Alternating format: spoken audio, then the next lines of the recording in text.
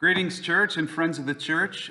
This is the next episode in this series of reflections during this time of wilderness, when we're, because of the pandemic, disconnected from what we used to understand as normal, and we're not at a new settled and normal yet. We're somewhere stuck in between. And because we're not just going through the motions of our days with what's habitual and normative, we can have a different view of the world around us and a different view of the self. We have this opportunity to be introspective in a way that helps us to develop a new imagination for how life could be different moving forward, how it can be better than it used to be. So in this series, we've reflected on the posture that we take for these kinds of reflections, for some assumptions that we make, the natural tendencies and temptations that have evolved within every human person as a part of our physical body, and the need for a spirituality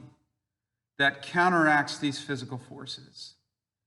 We've also started to consider the isms that plague us, these manifestations of these physical tendencies and temptations that evolved within us, that show up in human culture in different ways. So in this episode, we're going to reflect on the realities and the symptoms of systemic racism, which is a common expression of these tendencies and temptations within human cultures. It's an expression of the antagonism, the exceptionalism, and the colonialism that we've considered in previous episodes. And it's a manifestation of our humanity that's supported and sustained in so many nations by the dogmatism, cultism, and politicism, which we've also considered in other episodes.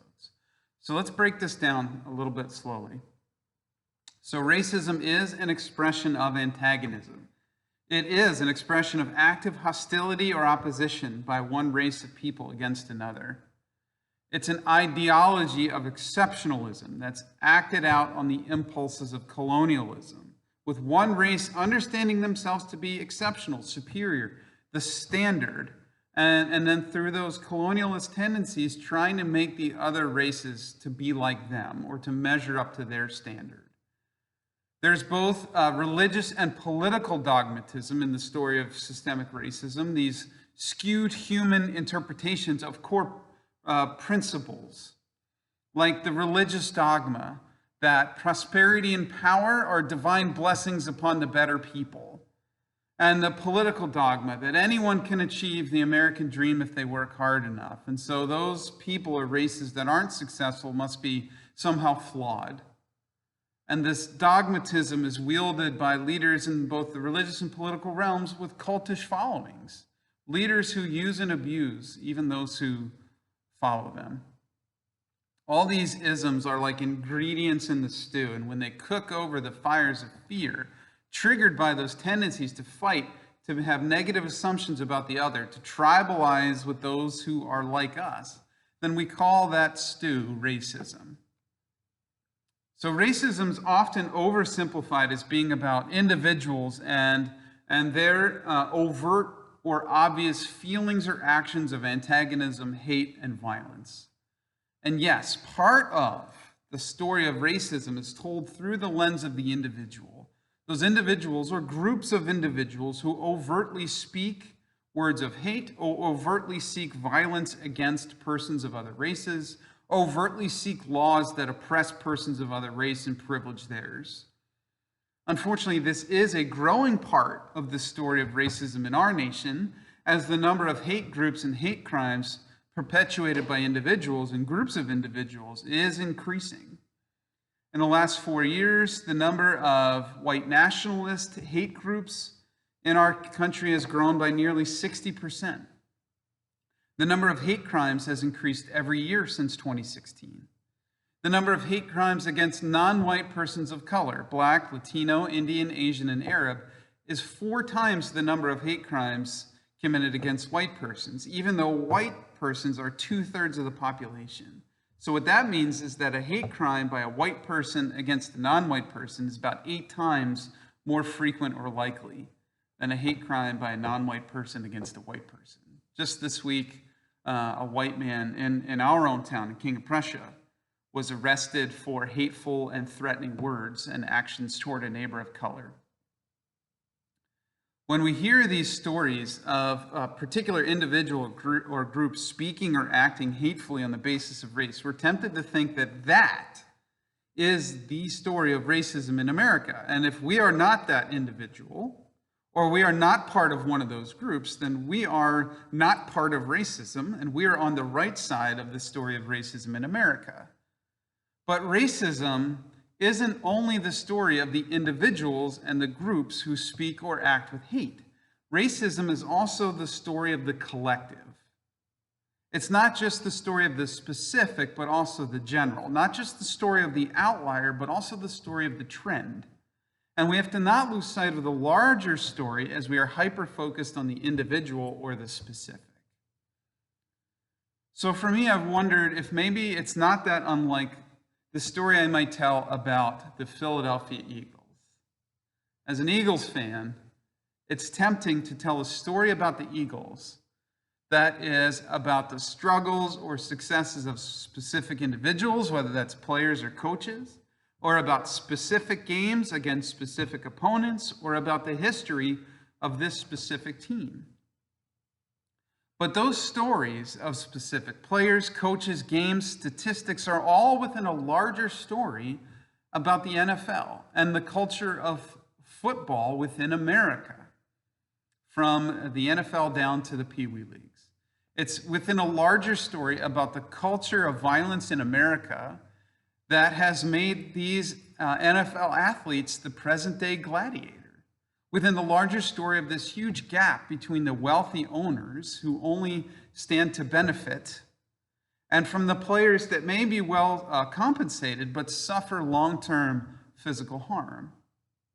It's within the larger story about there being a lack of Black coaches and executives, within the larger story of this relationship between football and the military, within the larger story of the tension between players who make a statement and viewers who just want to be entertained.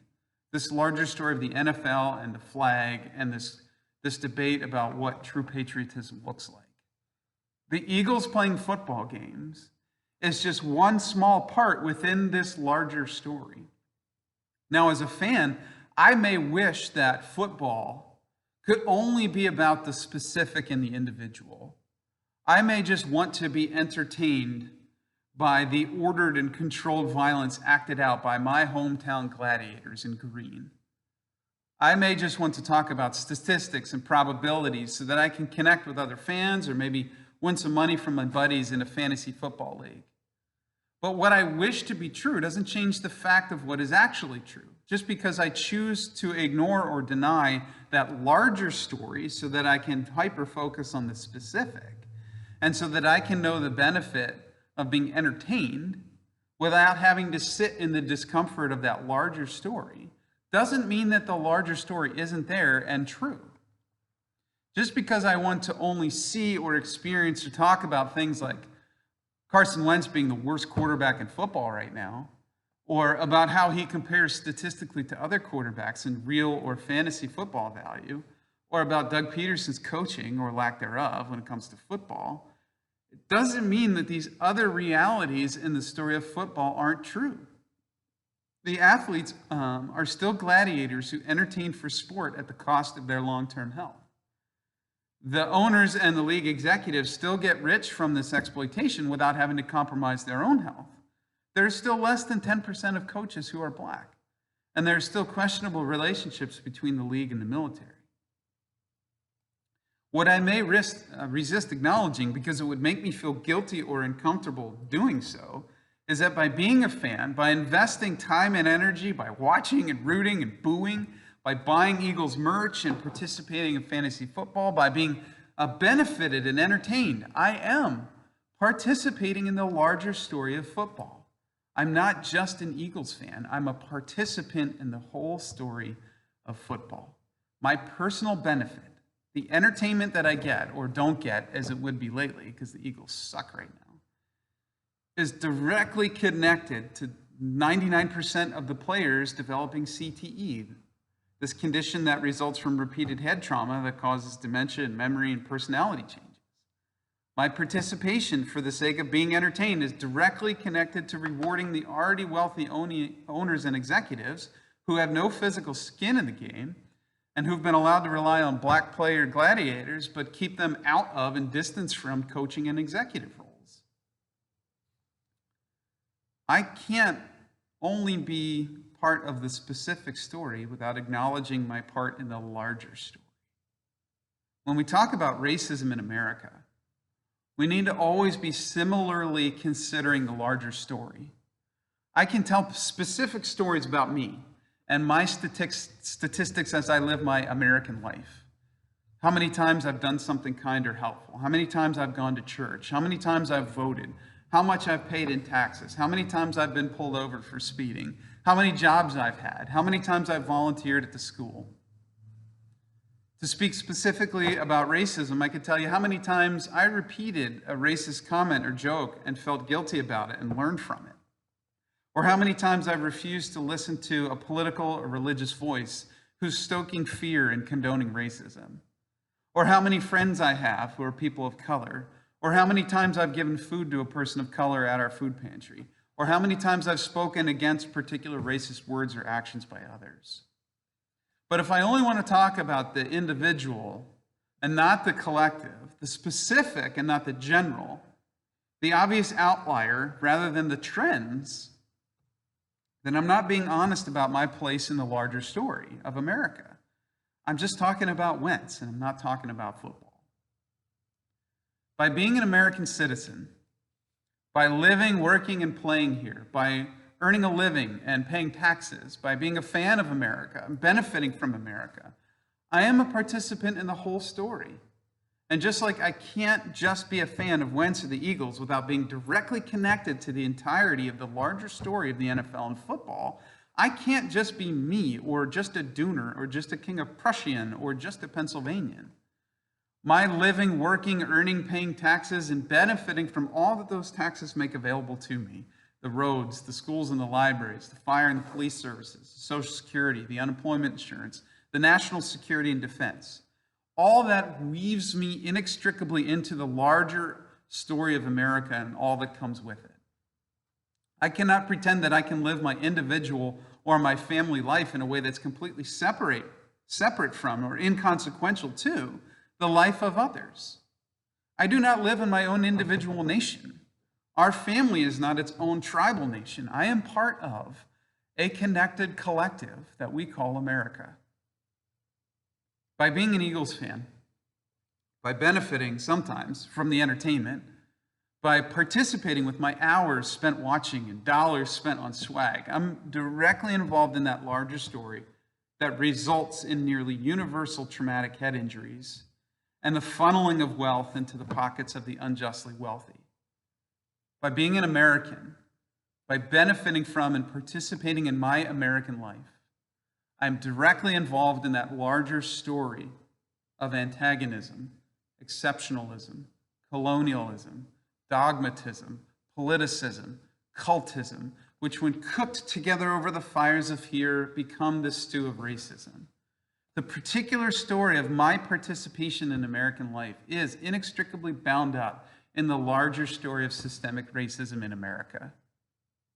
My American life as a kind, helpful, pale and hairy minister, husband, father, son, who's been a faithful member of the church for most of my life and faithful to my civic duties to vote and pay taxes, who's been pulled over for speeding 5 times, and learned early on not to repeat racist jokes in order to fit in, and will never, God help me, be seen or heard saying or doing anything overtly racist ever again. That individual American life is inescapably part of and connected to the larger American story. My wealth and the equity that we have passed down from my parents and Blair's parents and the generations before them is directly connected to the generational wealth and capital that people of color lack. My well-funded education is directly related to the underfunded education of my peers of color. The ease with which I receive a positive audience for my resume, or with which I'm welcomed to a store or restaurant, is directly connected to the prejudice that black-sounding names on resumes receive, or the suspicion with which people of color are met with in the store. My participation in the life of America is a participation in a nation which cannot be denied. That racism can be seen and heard in the general and the collective and in the trend.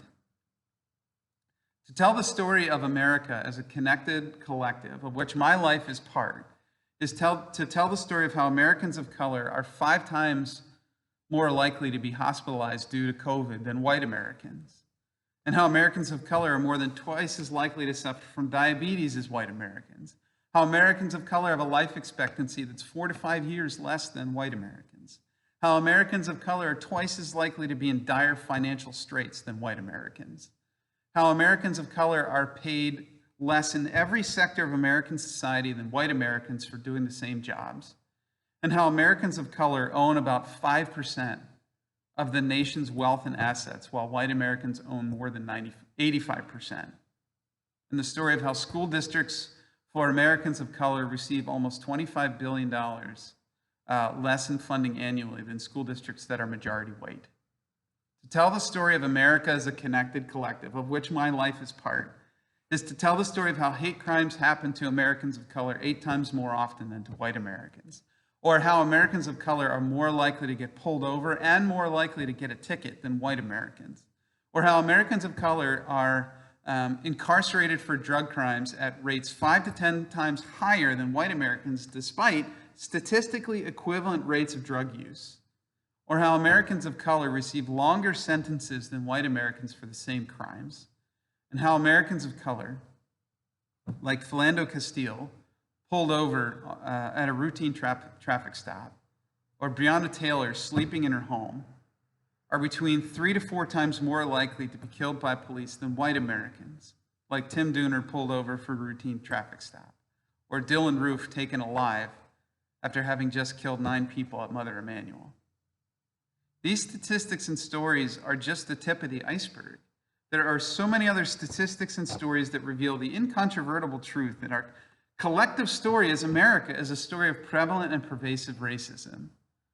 What I may resist acknowledging because it would make me feel guilty or uncomfortable to do so is that by being an American, by living and working and voting and earning a living and paying taxes, by benefiting from the privileges and the rights afforded to me as a citizen of America, I am participating in that larger story. I cannot separate my individual story from the collective story, as if my life is not inconsequential to those Americans of color. I cannot pretend as though that is true. My life, as kind and as not racist as I try to make it, is part of the collective story, which is the story of a culture tainted with racism.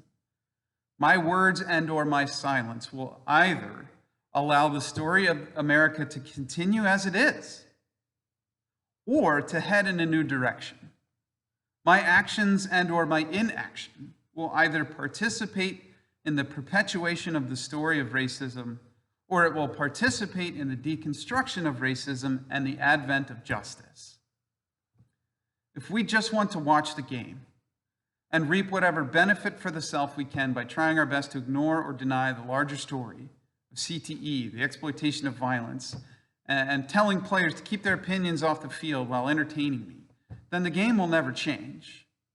The players will continue to suffer in silence. The owners will continue to exploit them in order to get richer. But if we're willing to see the bigger picture, to listen to the stories of the players of color and to know that they are inextricably bound up in our own stories, and we advocate as consumers for the sake of the players, then the story will start to be rewritten, or else the owners risk having no one to buy their product. And we see this starting to be true, as Roger Goodell, commissioner of the NFL, has recently acknowledged that they got this wrong at first. If we just want to reap whatever benefit for the self we can from our American lives, while trying our best to ignore the larger story of racism, and to tune out the voices and the stories of Americans of color because it isn't entertaining or beneficial or comforting to us, because it makes us uncomfortable or guilty, then our story as America will not change. Our fellow citizens of color will continue to suffer, and those who benefit the most from racism will continue to exploit it in order to get richer. And all of these symptoms that we've considered, and so many more, will continue. This is why Americans of color are crying out for us to take the idea of systemic racism seriously. They're not accusing me as a white American of being hateful and their enemy. They're asking me as a fellow participant in the story of America to see the story for what it really is, and to participate in that story in ways that help us to root out these unjust and harmful effects of racism within the collective story together. As we've considered in this series, these isms happen because of these natural tendencies that are part of our evolution, and so we can't expect to find solutions in that which has been the cause. We will not counteract the damages or injustice of racism through these animalistic and physical means. We cannot antagonize, colonize, dogmatize, or politicize our way beyond racism. We have to make room for a different voice that tells us a different story about how we can relate to one another across the lines of race. A different story than what these antagonistic, negative, and tribalistic tendencies tell us. A different story than the one that has been a constant thread in our history handed down through the generations. I find this spiritual voice in the tradition of Christian spirituality, but as we've acknowledged in this series, that voice of golden rule spirituality is nearly universal across the religious traditions, with these voices saying in concert that we don't treat people differently than we want to be treated ourselves. The heart of Christianity is not a message about how to get away from this world of antagonism and racism and escape to a heavenly eternity of exceptionalism while others suffer. The heart of Christianity, if we really take Jesus for his word, is a message about how to live as nations, tribes, and peoples of peace here and now in this world. I am convinced that the core of Jesus' message was not about how to get to heaven, but how to bring the peace and the justice of heaven here among us, on earth as it is in heaven. And the way that this happens is through the hard work of moving beyond those self-serving primal tendencies and allowing a commitment to treat others the way we'd like to be treated, to be that guiding force within us at all times. He taught that we're to love our neighbor as ourselves. And he defined neighbor as not just someone from our own tribe, but all people, regardless of race, gender, creed, or ideology. He taught that we must love our enemies, that we forgive 70 times 7 times rather than holding grudges and demanding retribution, that we focus on the log in our own eye rather than the speck in others, that we set down our stones of judgment and we deal with our own mistakes, that we set down our swords of vengeance and we break the cycle of antagonism. Are we willing to love our neighbors of color, to truly love them enough to help rewrite the story of America? Are we willing to offer and accept forgiveness? Are we willing to stop hyper-focusing on and pointing out all the mistakes and imperfections of Americans of color and these skewed and often subconscious attempts to justify the injustice against them that we know is wrong, all the while turning the blind eye to our own story? Are we willing to set down our accusations and our judgments and to deal with our own complicity and imperfection instead? Are we willing to do our part to break the cycle? Our self-serving tendencies will tell us not to. And so will those religious and political leaders who are acting on their own self-serving tendencies and trying to manipulate us for their sake. But a grounded spirituality will encourage us to do better. A grounded spirituality that demands that we treat each other the way we want to be treated. The story, your story, is not just about you. This is about all of America and the story that we write together. And we all have to do our part in writing that better story together. Stay home, stay safe, wear a mask if you have to go out. Be well, and peace to all.